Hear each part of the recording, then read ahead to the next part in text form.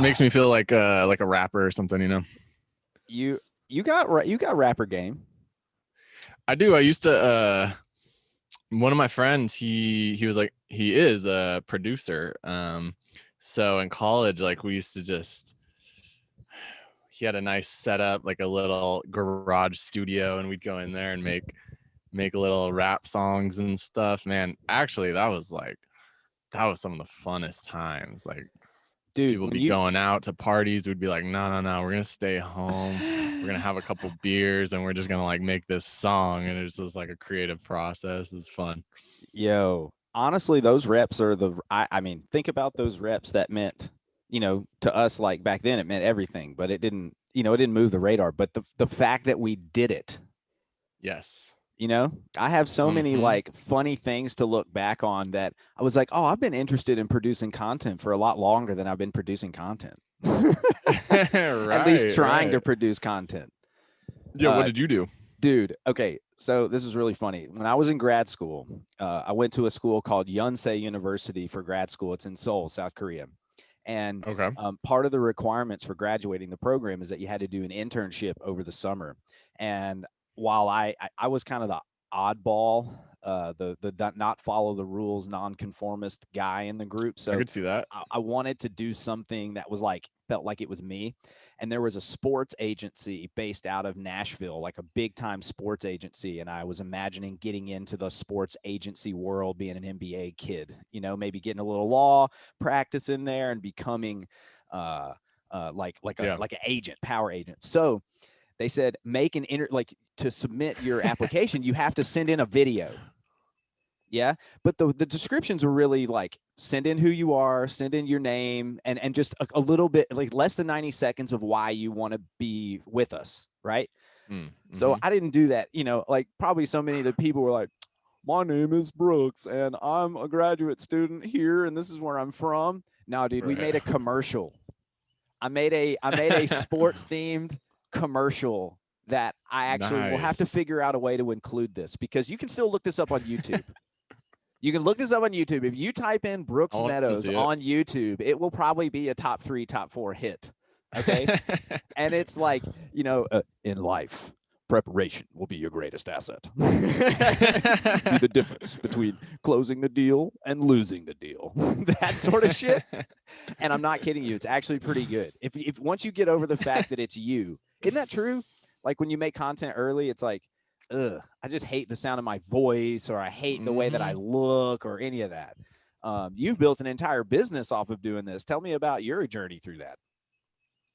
Well, such a good point. Like early on, that was always the vibe of like, I'm just like not happy with this, but for some reason I kept on doing it, you know, and I still look at my stuff today. I'm like, it's not like how I want it to be. It's not how I want to sound, but over time, you know, like you just develop more of a voice. You develop more of a natural personality of being on the podcast or the video or whatever it is, and it becomes more second nature. You know, it's just like fine tuning a muscle to do anything really.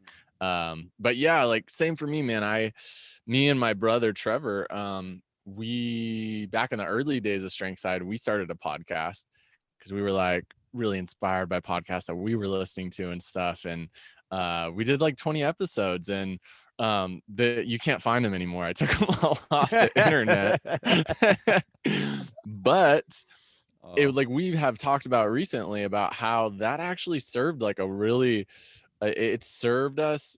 It was beneficial because we got to like learn some stuff. We got to learn about expressing ourselves and about like communicating through a medium like this, and how we wanted to sound. And like I started changing the way that I talked a little bit, and like the pitch of my voice and stuff, you know, just small things like that, because I was like, oh, it's a character I get to play, so yeah, let me just like adjust how I want myself to be presented, you know. And the deeper you go into doing stuff like this, the more you see like this is just a character.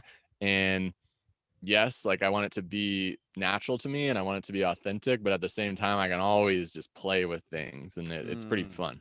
Dude, that seems to be a big word that seems to be buzzy lately, is like being authentic, being authentic, being authentic. You know, you got to be Yeah. authentic.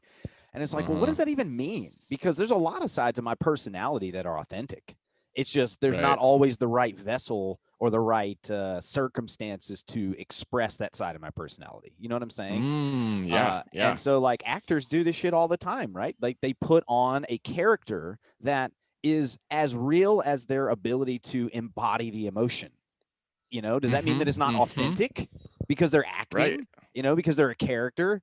Like, you know, some of my most impactful, like, breakthrough experiences emotionally were watching someone portray a character that I related to in a film or in a show, Mm, you know, or even in a documentary, right? Like, there's all yeah. kinds of versions of authenticity.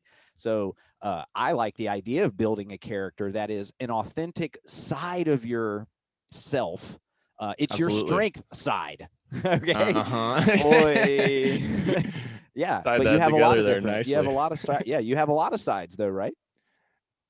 Absolutely. I mean, I loved what you said there about you're going to be authentically you differently in different situations, right? So who I am at a music festival may be a little bit different than who I am on a Sunday afternoon, like hanging out at my house.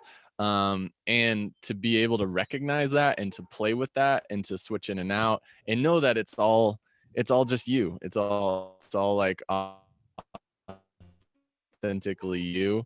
And to not like think that, oh, I'm not being authentic right now because this isn't who I am in this other situation. It's all Yep. you. And then sometimes they Yeah. shouldn't be the same person. In many cases, they Right. shouldn't be the same person. Like, Right. who I am with my close guy friends is not who I should be all the time with my wife. Yeah.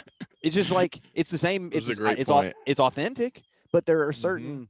certain circumstances or relationships that uh, invite this other side of your personality. And the more you're like trying to be authentic, the more you could be just like, you know, putting up a barrier between you and the situation.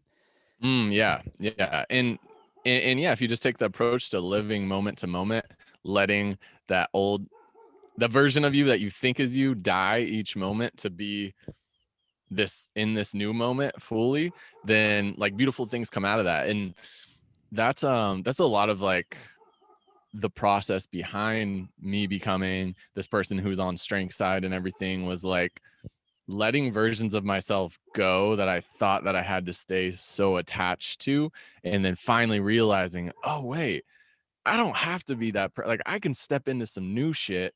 And that in like the sense that we're talking about is the most authentic thing that you can actually do, I Mm, think. yeah. I've seen this in my mind play out, and I shared this with the Strong Coach group. I don't know if I've ever shared this on the podcast. The journey that we're describing, to me, goes, uh, there's two sides of this scale. There's like the dogmatic Mm-hmm. side and then the non-dogmatic side. Okay.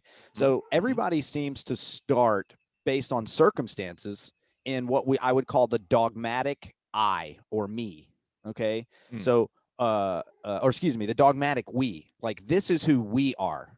This is the first level. Like, you're born into a family. This is who we are as a family, right? Or Right. you go to school. Like, this is who we are as a school, or this is who we are as a Yeah. sports team. Yeah. And this is what we Community. do because that's what we do. And that's the dogma. For me, I can relate this to CrossFit and training. This was the dogmatic we. This is what we are. This is what we do. This is what we believe. Okay. Okay, cool, no Yeah. problem. And then you follow that prescription long enough, you start to see that you actually do have individualized needs, even within that set of training. So you shift from Mm-hmm. dogmatic we to dogmatic I. Okay, I'm still part of the group. This is who I am. This is what I believe. But I do recognize that there are individual needs that I personally have. Then there's a break. Mm. And I think this is what you're about. This is what will relate to you. You break through the dogmatic I and you enter into the void. where you realize that it was all a lie. And, not that everything that you took from it was bad, but that this is how things are is not actually true. It's what we can make of it, but now I'm in the void. I'm in what I call, like, honestly, like the nihilism phase, where, like, you know what, nothing fucking matters.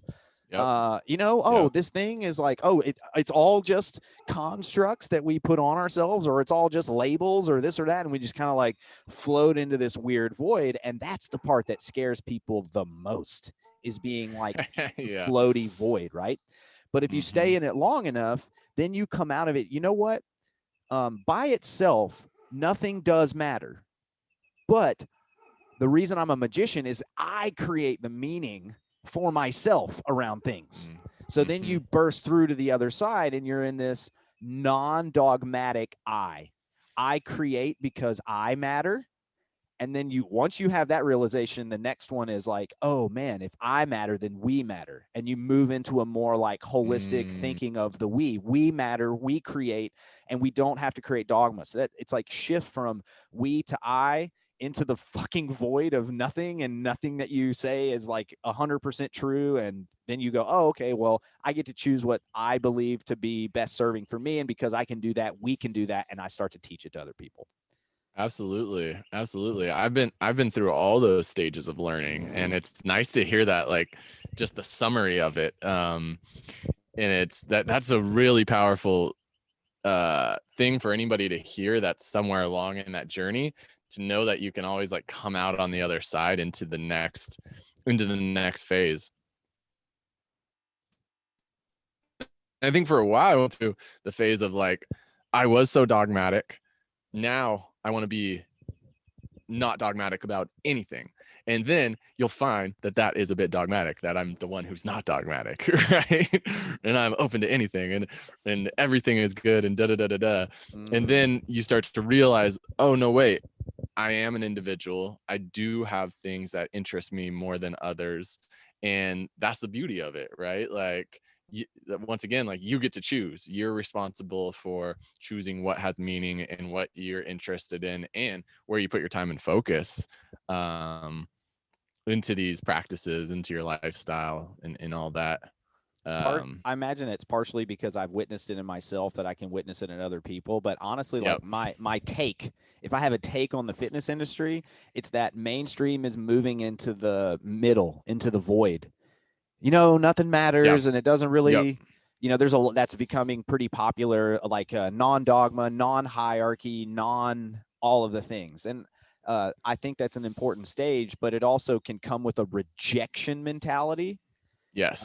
And the challenge with the rejection mentality is if you decide to self-isolate and you don't make it, bro, you're fucking isolated, and there's a certain level of social intelligence that needs to get factored in when it comes to navigating the world at large. Yes, because of the internet, we can create who we want to be, this side of our personality that's authentic, and we can reach more people. And the scale that we can do this is like, you're seeing this really play out in your business. Is like, oh shit, there's like new scales to this. You like pop out another 0 on your follower count, and you're like, okay, I'm in a different stratosphere, right?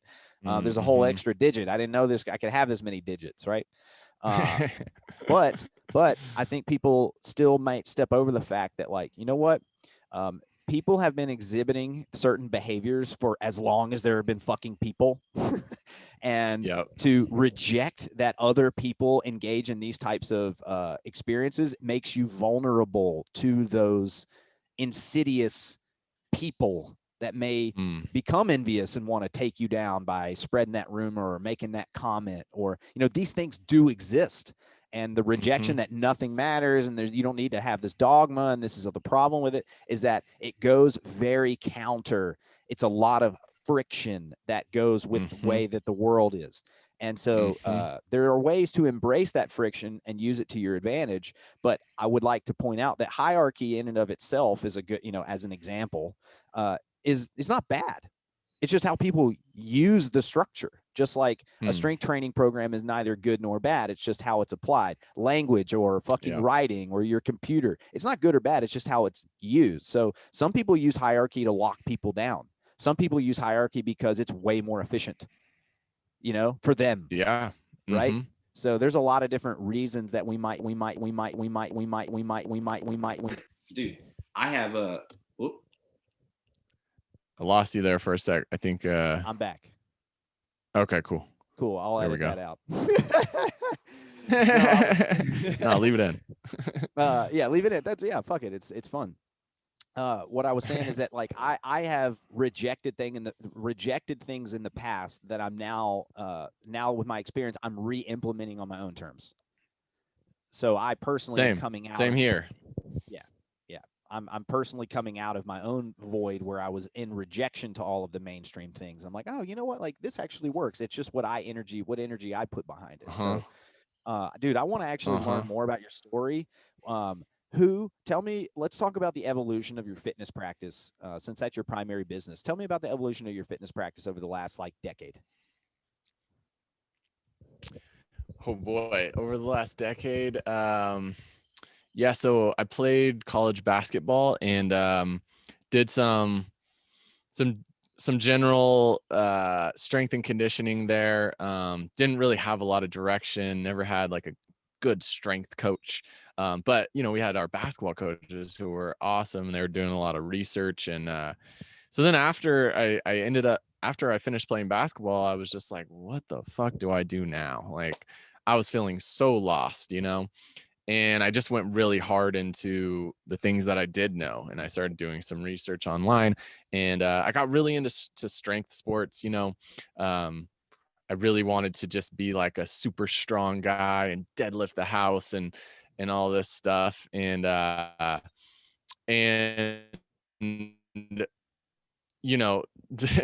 like referencing our previous topic, like then in the future, I went hard against that because I thought that, that I thought that was like bad for lack of a better term. But it was because like I went so hard into it with this narrow focus of like, of not letting it serve me, but me trying to serve this practice. But I had a big injury. I tore a meniscus and that really just like stripped my identity away. What do I do now? I can't squat. I can't deadlift. And that found me in exploring stuff that I could do with my body, right? And that was gymnastics, that was body weight training. I got to see like how underdeveloped I was in like this other world, and I got really, really into that. So I went like super hard into gymnastics things. I did GMB for a while, and I got really, really into it, and it was great. Like I started to feel so much better in my body. I released a lot of the stiffness that I was holding from just years of pounding the weights. And then, over time I saw, oh shit, I went too far into that direction. Now that I was being way too dogmatic on this.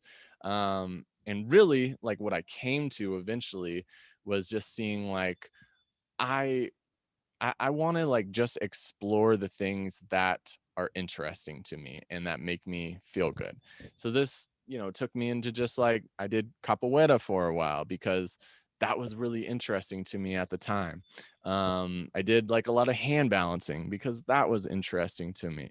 I've done some parkour. That's been really interesting to me. And then as these practices have developed, I've like found myself in this place of, oh, what's really, really important is learning and being able to take things that I learn in this subject and then apply them into this subject and take, take these things that I'm learning through my physical practice and let them influence my mental and my spiritual as well.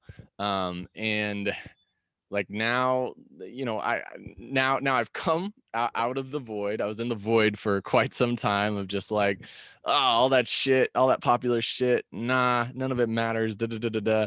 And exactly what you described earlier, I'm in a state where, okay, now I do like to dabble in like some deadlifts here and there, because that actually, there's a part of me that really, really loves that. And there's a part of me that loves doing animal type movements, you know, and locomoting around on the ground and doing big jumps and parkour and all this stuff. And it allows me to like express myself in different varieties.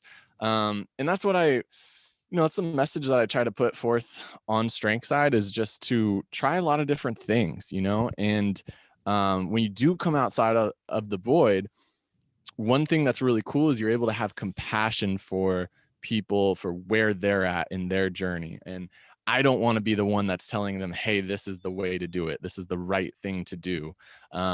I want to be the one that's encouraging them to explore more and to try more things. And if Strength Side helps you get that, then please stick around, have some fun. But at the same time, like, I hope that I can help you find GMB, for instance, and that you can find a lot of value there. And then maybe that leads into doing some martial arts or whatever it is, but just deepening the practice and like really, really ingraining that the outcome is bullshit. Like, who cares about the outcome? Let's have fun doing what we're doing right now. All forms of those expression, the GMB, locomotive side, the parkour side, the hand balance side, and the strength side, the pulling, the deadlift side, it's all authentic. Yes, exactly. You know, it's all authentic. Yeah. It's just like it all shit wants that I to like come to out. do. Yeah, it's the shit that I like to do. And Yes. I think that it's been my experience that if you haven't been exploring for 10 years or more, it's going to be hard for you to find the things that really resonate and speak to you. Some people find it right out of the gate, and it just clicks with them. Yep. My experience has been that I like to try a variety of things because I have so many different ways that I enjoy expressing myself. So if I enjoy a variety of expression, then limiting myself to one form of expression feels constraining. It feels dogmatic, right? It feels like it's just constraints for constraint's sake. But the one thing that we can do to deepen our practice is to take the fuel or the inspiration of the thing is like, that is just, that thing's calling to me. And then narrow the channel enough where you're only trying to really improve that thing. You might want to pull some deadlifts from time to time. You might want to crawl from time to time, but like, I'm going to focus on this thing. I'm going to get better at this thing. Hand balancing is a good like hand, the reason I got my hand balancing is because I did it every day and I prioritize it 10 minutes, did something that worked. So it didn't matter what my GMB work for the day was or my strength work for the day was. The outcome of those things was not what I was really in. I'm going to do those because it's a thing that I like to do. I'm working on getting better at hand balancing. And because I did that for 3 months, 6 months, my hand balancing and what I took from hand balancing were lessons that I can then go and apply elsewhere in my training and see show up in other parts of my training. And you just really, you can only do that. We always want to skip steps. Yeah. Everybody's looking to skip steps. Now, let me ask you. I got Josh Hash here. This is the late introduction. The very late introduction to Serious.Fun. I got Josh Hash here. He's the owner and founder of the Strength Side. So let me ask you, I hate the long introductions anyway, so this is perfect. I know generally who you're targeting, but I want to ask you just from a high level side. Do you do what you do to help prevent people from going through what you went through, or do you do what you do to mentor people that have gone through what you went through? Ooh, that is an excellent question. And like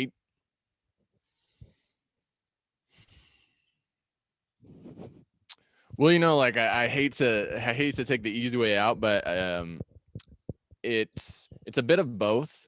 But I think the priority is what I've just seen from me sharing authentically is that usually the people that find it is people who have went through what I went through in the past.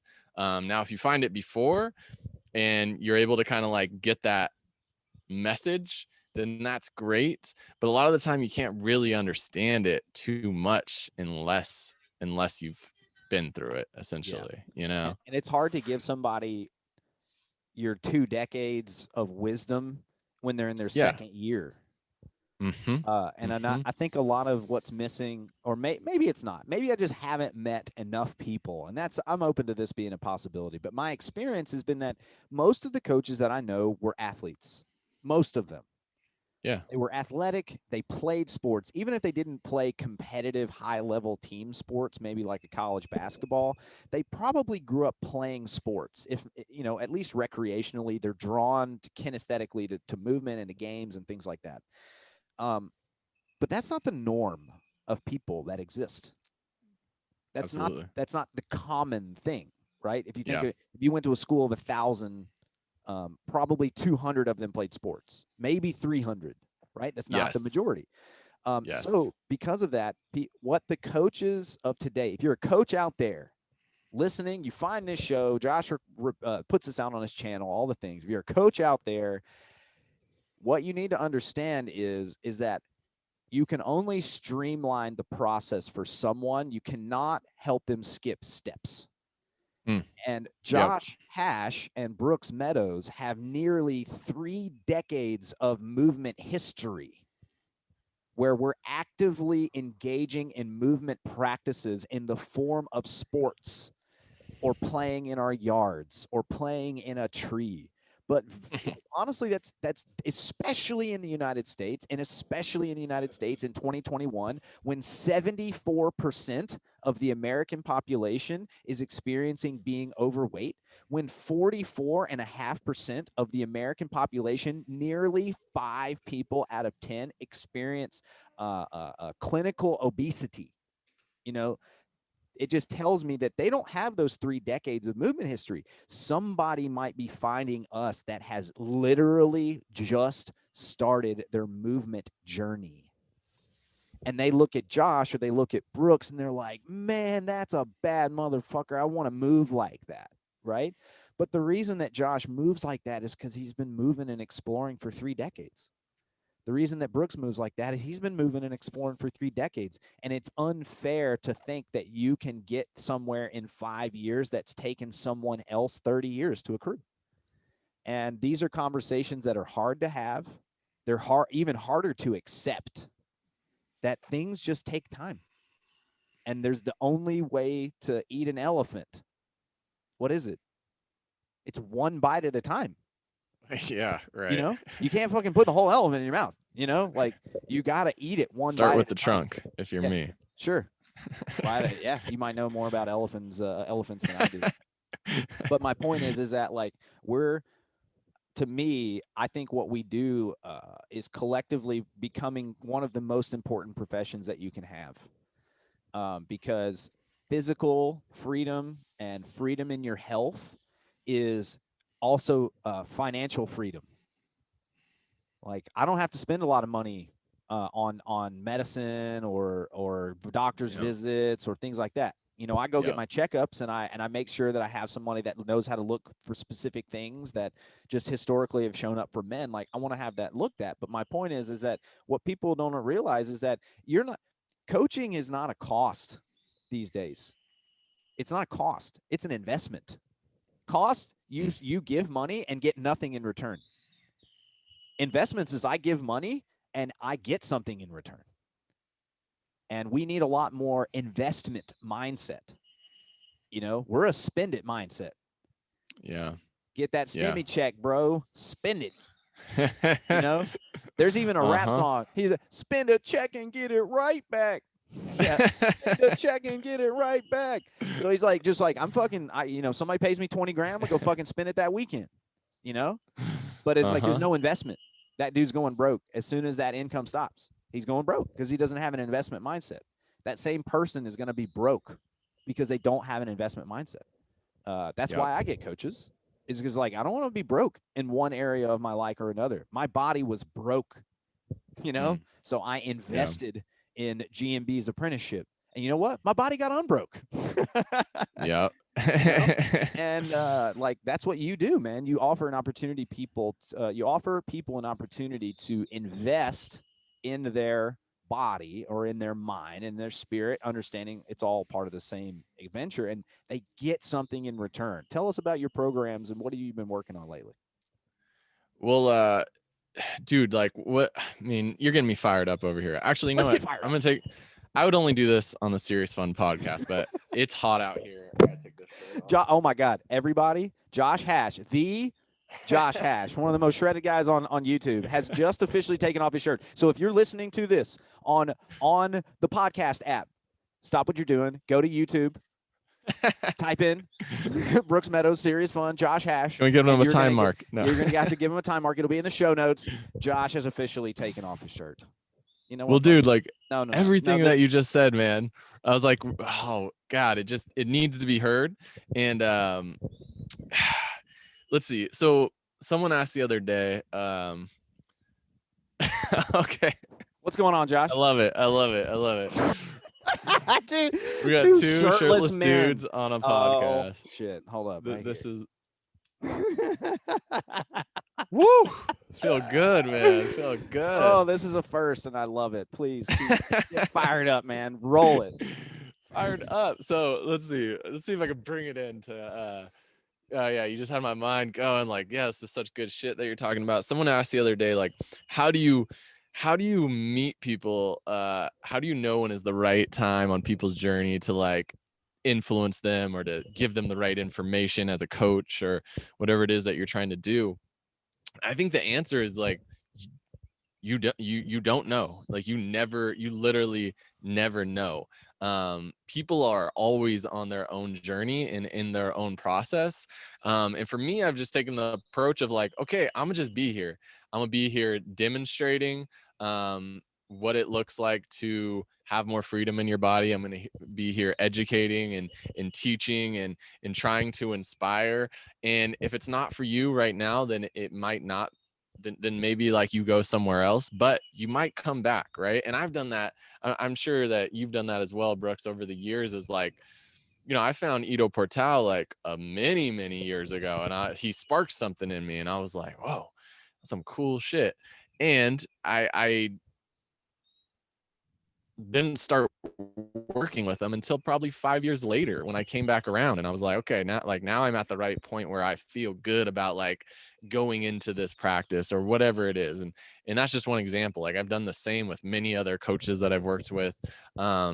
So I think just being there and sharing shit like you just did, that like it just takes time with working with things over and over again and going in deep into a practice and having some seasons, right? Like I think what you said earlier was so profound about like, if you want to learn how to hand balance, go do it every day for 6 months. You'll come out of that shit knowing a lot more, and you'll be like you'll be sufficient in hand balancing when you come out of there. You're not going to get anything from just being like, you know, I'll do this when the inspiration strikes me, right? Like you got to commit to something strongly if you feel inspired by it and if you feel very interested by it. And if it's coming up for you that like you have a lot of blockage in doing the thing, like you're procrastinating, you're missing workouts, blah, blah, blah, blah, blah. Now it's time to reassess. Is this still of interest to me? Like a lot of the time we'll just keep on banging our head against the wall. And then you find like years later, I lost interest in that, but I kept doing it for a long time. Right. So you got to know when to like find the willpower, when to stay consistent, even when you don't want to. And then you also got to know when to surrender to it and let things go when you don't have a strong inspiration or a passion there anymore. When it starts, when a practice starts getting its hooks into my identity, that's when I really start to question. Yep.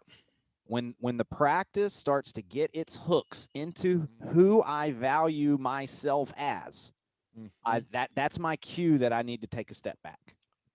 Yeah. Where I'm like, oh, I've had 2 or 3 shit hand balancing days in a row. I suck as a human being. Yes. Not like I'm just experiencing a part of my practice that's just I've hit like a bit of a stall and I probably need something fresh and new, or at least a new mindset or approach or a new drill. But like if I'm going, man, I fucking suck as a human being, like it's gotten its hooks in too far. And that's when I really start to question my own practices. Another thing is that, so, you know, the old saying, like where your attention goes, energy flows. Yes. What I've noticed is that, you know, there's a lot of things that pull at our attention, but it's our energy, our progress goes where our intention goes. You know, so if I'm absolutely, yeah, handstands might have my attention, but if I'm not giving them my intention by like Mm, putting it on my fucking calendar, then it's not going mhm, anywhere, you know? mhm. And so that's really where we shift people as coaches. And my belief is that like they have all this stuff at their attention and they don't know what to do with it. They don't know how to put it into intention, and that's when people reach out. Yeah, They reach out yeah, when they're ready. like narrowed focus is such like it's something that I continue to go through my challenges with, because like you said, like we're living in a distraction filled world, and it's all too easy to do your handstand session and check Instagram in between your sets, you know, and like your focus is not there. Your intention, your attention is leaving, but then you're trying to like just bring it back, and it just doesn't work. And I think that like that's been a lot of the last like 3 4 5 years of my life and my practice, is just like really narrowing down on essentialism and like what are the things that will make me feel good and that will drive my progress forward, and then let's cut the other bullshit out. And it's a constant practice. Like I want to like put across that I struggle with this all the time, but when I'm able to like really just like dial in my focus, you know, man, like good shit comes from that. And a lot of it is just like being in your body, right? When you're Mm. thinking about these other things, like you're not here, you're not embodying this, you're doing some shit with your body, but it's not like embodied movement. And that's like, oh man, like I've felt more and more of that over the last year of just like, who, like, am I moving or is it moving? Like, who knows? But when you can get really clear, you start to like just connect more to spirit, you know. Mm. Our buddy Mike Bledsoe has said, if you want to know what you value, take a look at where you're spending your dollars. Look at your bank account. That's what you actually value, is where you're spending your money. What Mm-hmm. I'd also like to add to that Mm-hmm. is that what people may not realize these days is that attention is a new form of currency. It is a new form of money. Your attention is currency. It is Yep. your attention is where you're spending your money. That Yep. is, you are spending money in the form of your attention, or someone is converting your attention into currency.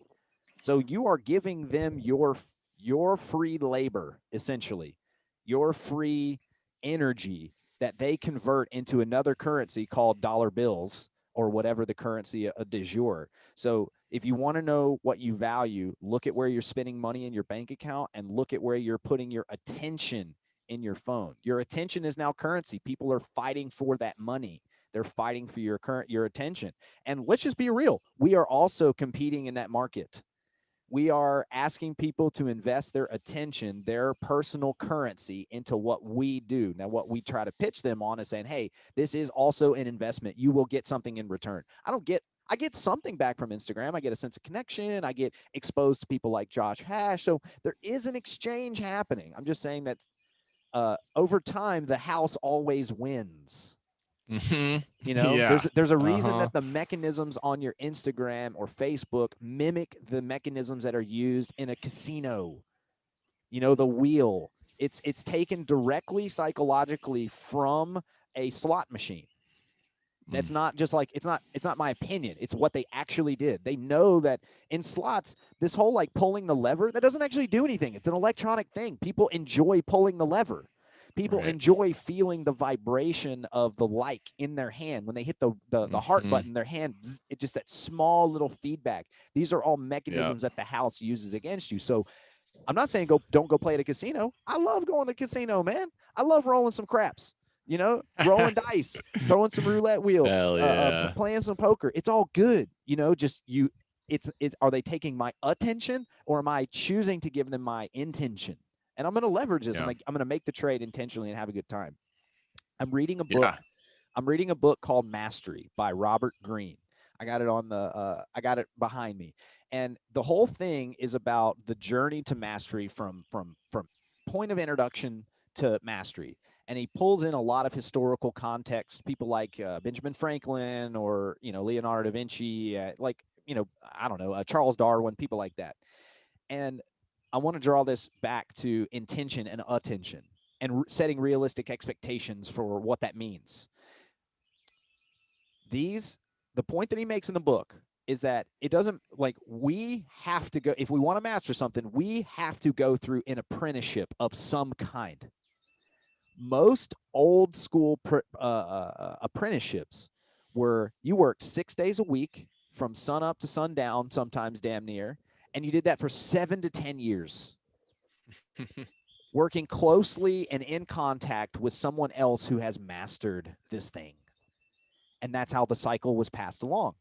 With the internet, we don't always have to be in physical proximity. There is an advantage to being in physical proximity because we have mirror neurons in our body that like help. Just by watching someone do that, we inhabit or inherit some of the ability to do that thing. So that's why when you see somebody that can just watch something and do it from sight, it's because their mirror neurons are like at another level. Just like somebody's regular intellect could be at another level, or somebody's ability to be tall is at another level. Like there's variance to all of these mechanisms in our life. So my point is that the whole thing in the book is that, dude, this fucking takes time, and you need mentorship. So like, I also have caught myself to a degree fronting as a master. There are certain things that I have mastered because I've been doing it for 30 years. But I'll learn something 6 months ago and I'm like, yeah, you want to learn about this thing? I've been doing this thing and it's so cool and it's the next best shit, dude. Meanwhile, I'm like literally in the first 6 months of my apprenticeship and I'm sometimes pawning it off like I know so much. I've been guilty of that. Right. And I see that a lot. So when people start in their journey, so they're like, all right, I've been listening to Brooks and Josh now for, I don't know, close to 50 minutes, 45 minutes. And I'm in. I've been a mover for a little while, maybe did the strength training thing. I've been training for about, a couple of years. But I want to know more about what's going on YouTube. Where can they find you? And what are you doing right now? This isn't the close. We're still good. We're not closing. I'm not going to get rid of you, sir. I got you while I got you. But just tell people about what you do. What is the strength side?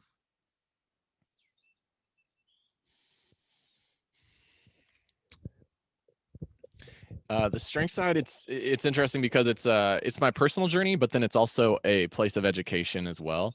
And that comes with what I've learned on my personal journey. So if you come to the strength side YouTube, you're going to find various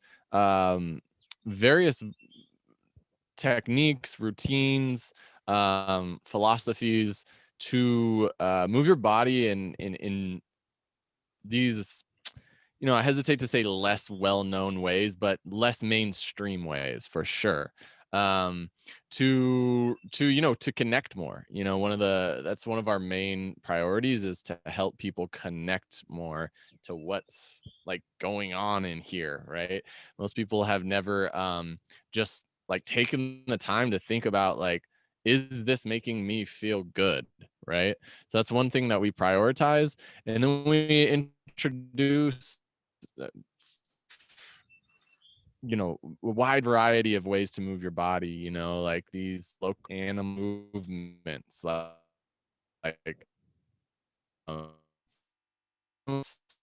and to see what comes from that, and to humbly, I can press 300 pounds, but like I can't crawl around on the ground for a minute, like maybe a lot of room there for opportunity for growth for me in my body, right? And that that's what we do. We offer things, right? And we're not in your face about this is the only way and this is what you need to do. But it's like a lot of people that come to the channel, they say, oh shit, this is way different, I want to try this out, and you start feeling better over time. And that's where we go from there. It doesn't hurt, Josh, that you do some of your things on YouTube shirtless. Okay. Now this is also a practice that I once was against, if I'm being honest, as I adjust my camera to show a little bit more of my body here. I was very against this for a while because I thought that for me it signaled some sense that I was kind of meatheady, and I fancy myself very intellectual, and I got away from it, and I realized it's just people want to be inspired. Mm-hmm. And a lot of inspiration comes from the visual cue. I want to be like that. I did that. When I was coming up in MMA, I would look at guys in the MMA ground like, I want to be fucking shredded like that guy. Mm-hmm. You know? Mm-hmm. Or I want to move, or I want to move like Anderson Silva. I want my striking to be so fluid and effortless. I wanted to be like him. Right. And I put a lot of judgment on myself wanting to be like other people, which means I kept that from putting it in my arsenal, and possibly using that and leveraging it to reach more people. And then once they're reached, then you get to give them your message. And that's the thing that I felt the most connected to you about. It wasn't just that. I mean, let's just be real. You're tall, you're dark, you're handsome. You got the fucking side head shave thing going. You moving through the redwoods. That was like the video that I saw when you and either your brother or friend were moving through the redwoods. I was like, that's some dope ass shit. I was like, I want to. Thanks, dude. So then I'm meeting Josh in person. We met last year at a retreat. And it's kind of like, hey, what's up? And do your thing. And then we make a couple of connections. Oh, you did the GMB thing. Oh, yeah, my brother. And this and that. I was like, oh, that's cool, And then we had a moment. It's hard to describe. If you've ever had a good dance with someone, you'll know what I'm talking about. If you've ever done acro yoga and you've just been in flow and in sync with a partner, you'll know what I'm talking about. Josh and I see Josh doing his Josh thing, and I'm like, he's shirtless, he's fucking moving around in the grass. Like, I'm feeling this. I want in on this action. And part of it's like, dude, I want to learn to move like that, right? So I get down and I start moving around. And then I don't know how long we were moving around, bro, but like it was like we were doing a dance that was nonverbal. We didn't go, hey, you do this move, and then I'll counter it with this move. It was like we just moved around each other in this like weird, fun, primal dance thing. And then I look up and like the whole retreat has stopped and is like watching us from the deck, I don't know. I want to like I loved being able to share that just because I that moment was very special to me. But I also want to highlight like, movement is like a form of communication, and we can really deeply connect with ourselves through movement. And I think once we've done that, it's really important to go out and move with other people, to be with other people. And so, yeah, man, like being able to make that connection and close more gaps in my own movement circle, it meant a lot to me. And it's one of my cherished moments from 2020. Me too, man. And let me just like say right here, like your movement style, but just like the way that you embody is like it's unique. I've been around a lot of people in this movement community, and like the way that you move is so fucking cool. Like I'm inspired by it, and I know that it's from your background of doing so many different things, right? You didn't just do this, didn't just learn these animal patterns and then like do them as the teacher taught you. Like, no, like you have all of this background to draw on. And when someone moves that gracefully and beautifully and unique, like connecting with them through movement is, for me, is like the highest peak right there, right? Like I would say all of my best friends nowadays are people that I share movement with, and that's usually how we get very, very bonded.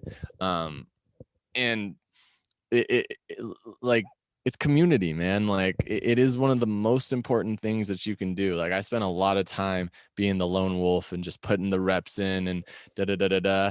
But being able to like connect with people and then share these things, like this expression of self, there's really, really nothing better.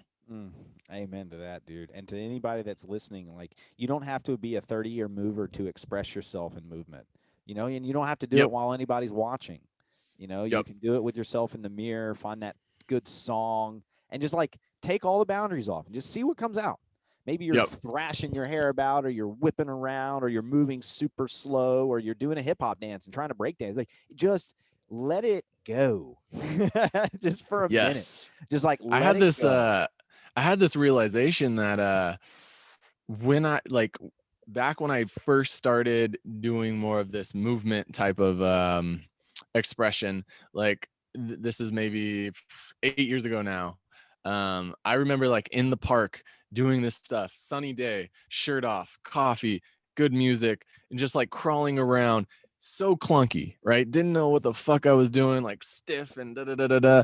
But the feeling that I got is the exact same as the feeling that I get now with the much more graceful movement, like all these like tricks and movements in my repertoire, but the feeling stays the same. And it's just like letting it go, like letting yourself express and play. And that's what I love about your message, you know, is it's recess, man. It's time to go out and drop it all and play on the playground. Dude, can I tell you what I've been doing here? So we currently we share property. We're on my parents' property. So pandemic, moving out, moving the gym. Parents have needs. I have needs. So we're like, hey, we're gonna make an apartment out on the property. So me and my wife have an apartment, and my parents live in the big house with my little brother and my grandmother. She's 93. She's still the queen. And we have 3 acres of wooded property behind.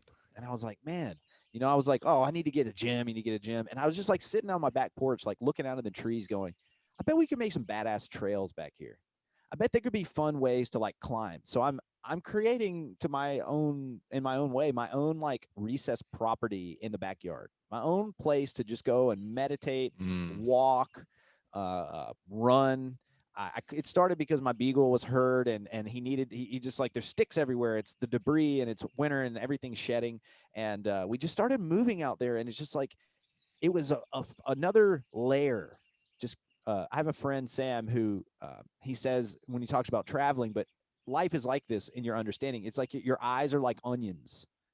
And like when you do, there's certain times where you just get that layer peeled back and, you just get a little, and that was it. I was like, why was I so trying to quickly get back into the gym space and really questioning why I tried to create a gym that encourages people to not need a gym. I don't know. It's just like, it seemed a little incongruent there is all I'm saying. So the layer that I had recently, it was like, okay, well, how can I personally embody this spirit of the world is my playground always, whether I'm in the gym or whether I'm in my backyard? Can I get over my own biases and go back and do CrossFit workouts?